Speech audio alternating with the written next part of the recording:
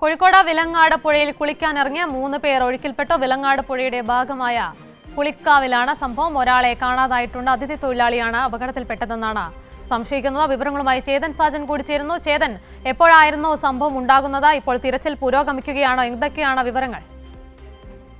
ഇന്ന് വൈകിട്ടോടു കൂടിയാണ് ഈ സംഭവം നടക്കുന്നത്. കോഴിക്കോട് വിലങ്ങാട് പുഴയിലാണ് 3 അതിഥി തൊഴിലാളികൾ കുളിക്കാൻ വേണ്ടി ഇറങ്ങിയത്. എന്നാൽ ആ 3 പേരും ഒഴുക്കിൽപ്പെടുകയായിരുന്നു.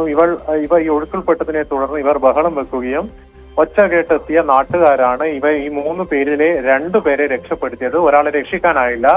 ഇയാൾക്കായുള്ള തെരച്ചിൽ ഇപ്പോഴും ഊർജിതമായി തുടരുകയാണ്. വിലങ്ങാട് പുഴയുടെ ഭാഗമായ പുളിക്കാവിലാണ് ഇത്തരത്തിൽ സംഭവം നടക്കുന്നത്. നാട്ടുകാരുടെ നേതൃത്വത്തിൽ തെരച്ചിൽ ആദ്യം നടന്നിരുന്നു. ഇപ്പോൾ ഫയർഫോഴ്സും സ്ഥലത്തെത്തിയിട്ടുണ്ട്.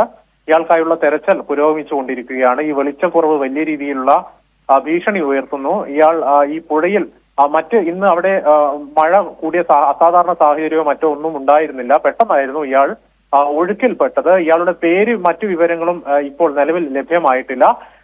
ഈ ഒരുപക്ഷെ കാലാവസ്ഥ പ്രതികൂലമാവുകയോ ഈ വെളിച്ചക്കുറവ് പ്രതികൂലമായി ഭവിച്ചാൽ നാളെ രാവിലെ ഇയാൾക്കായുള്ള തെരച്ചിൽ തുടരുന്നതായിരിക്കും. ഉമ, എന്തായാലും കാണാതായ ആൾക്കായുള്ള തിരച്ചിൽ പുരോഗമിക്കുകയാണ്. ചേതൻ സാജനാണ് വിവരങ്ങളുമായി ചേർന്നത്.